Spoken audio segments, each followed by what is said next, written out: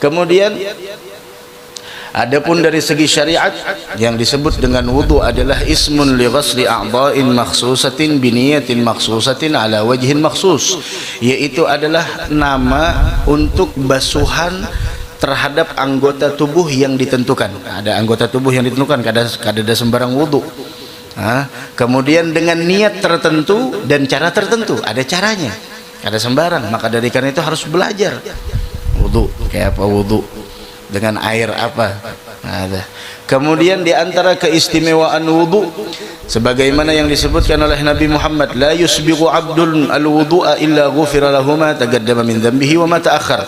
Tidaklah seorang hamba menyempurnakan wudunya melainkan orang tersebut diampuni dosanya baik yang terdahulu ataupun yang akan datang. Masya Allah, dosanya diampuni oleh Allah subhanahu wa ta'ala.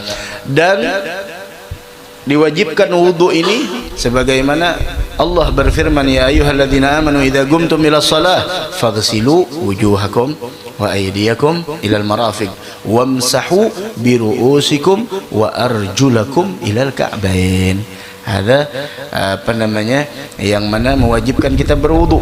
Nah, sekarang disebutkan wa furuduhu sittatun, dan fardu wudu itu ada 6. Ini harus ada dalam berwudu. Kalau 6 ini tidak ada, cacat salah satunya, tidak sah wudunya.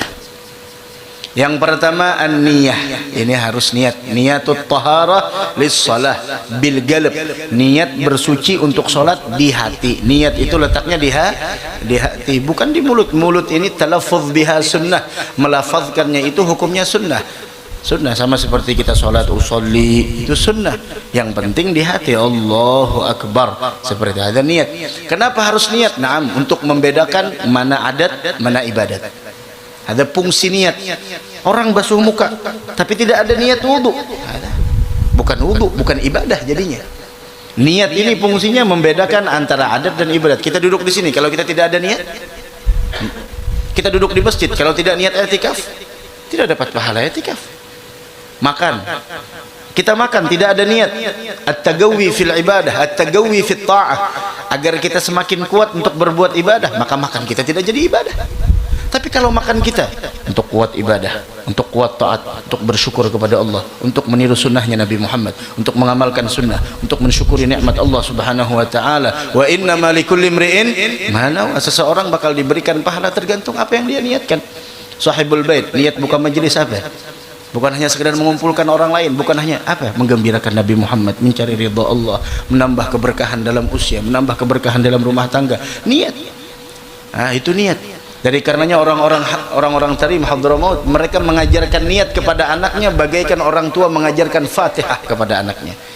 Anaknya mau ke masjid, nak, kalau nantinya ada di jalan ketemu orang tua yang perlu dibantu, bantu, niat. Nanti kalau ada ketemu di jalan sesuatu yang mengganggu orang di jalan, singkirkan, niat lagi. Begitu. Seseorang akan diberikan tergantung apa yang dia niatkan.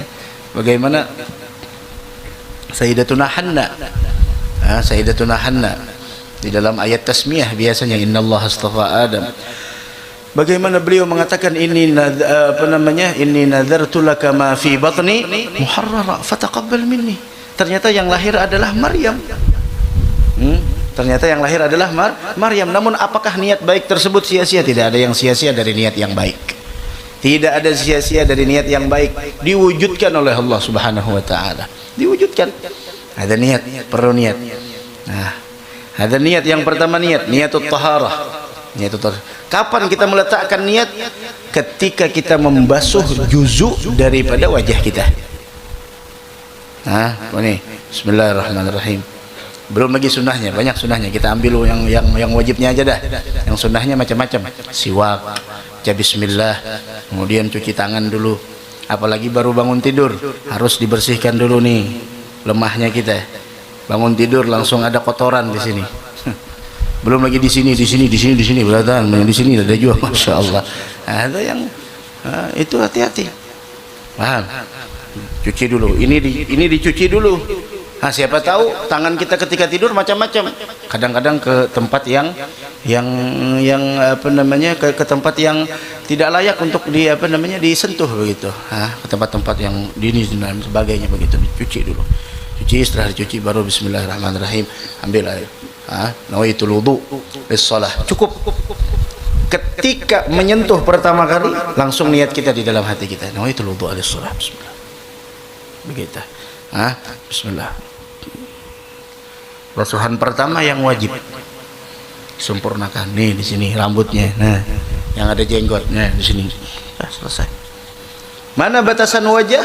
Batasan wajah yaitu adalah apa namanya? Tadi yang pertama niat. Furudul wudu niat, yang pertama niat. Yang kedua adalah membasuh wajah. Yang mana wajah tersebut adalah dari pertama tumbuh rambut sampai di bawah dagu, kemudian dari di sini sampai sini. Ada wajah namanya. Ada wajah. Tapi kita harus basuh lebih dari itu supaya nantinya besok di hari kiamat tambah cahayanya. Basuhan kedua sunnah apabila basuhan pertama sudah merata. Begitu. Kemudian berikutnya adalah yaitu yang ketiga. Yang ketiga membasuh ghuslul yadain ma'al mirfagain wa ma 'alaihima. Membasuh dua tangannya sampai siku. Ini hati-hati perempuan, mengingatkan kadang-kadang perempuan pakai kotek. Suami harus paham. Itu kotek. Kalau kotek tersebut, kotek itu apa? Cat. Iya, cat. Allah alam, nggak ada suha juga bingung, ada suha kotek. Kotek itu apa? Cat ya. Kalau udah cat berarti sudah tembus. Buat apa cantik di hadapan manusia tapi hina di mata Allah? Banyak orang yang tidak tahu. Oh, si fulan sering ke majelis tangannya pakai kotek. Kita ada henna, ada pacar. Pacar tidak jadi masalah. Karena itu cuma warna. Tapi tidak menghalangi daripada tembusnya wudu. Coba kotek. Ada tuh bendanya ada. Kalau nyokotek biasanya ada bendanya. Iya, ada bendanya.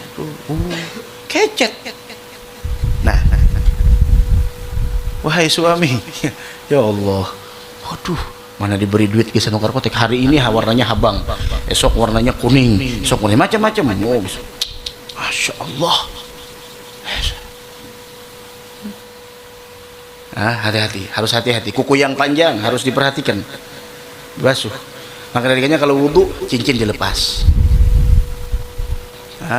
Itu Habib Umar tuh kalau cincin dilepas ketika beliau mau makan dilepas, biasanya cincin lepas dulu cincin. Atau ketika wudhu beliau lepas dulu cincin. Masuk hammam lepas dulu cincin. Gitu. Masuk hammam cincinnya tulisannya Muhammad Rasulullah lagi, Masya Allah. Bahkan kadang-kadang Habib Abdul Qadir Habib Abdul Qadir Jailani Syatiri, Habib Abdul Qadir Jailani bin Mahdi Syatiri, keponakannya Habib Salim Syatiri, pernah beliau menjelaskan tentang masuk hammam pakai kopiah yang ada terompahnya. Itu bagaimana kata beliau hukumnya? Kalau bagi saya kata beliau tidak layak. Kenapa? Karena di atas kepalamu adalah contoh sendalnya Nabi Muhammad. Kalau contoh sendalnya Nabi Muhammad dimasukkan ke dalam hammam, ini tempat yang tidak layak. Contoh sendal yang mana di sana sendal tersebut naik ke arasnya Allah Subhanahu wa taala.